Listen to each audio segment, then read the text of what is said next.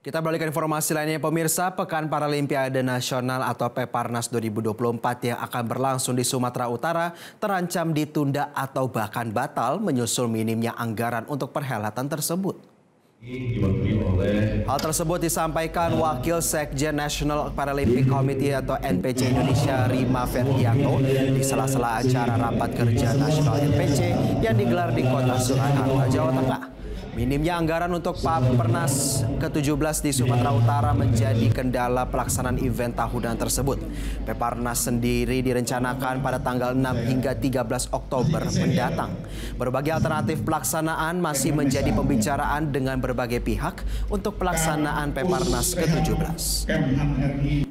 Susanto SK dari Kota Surakarta. Peparnas ke-17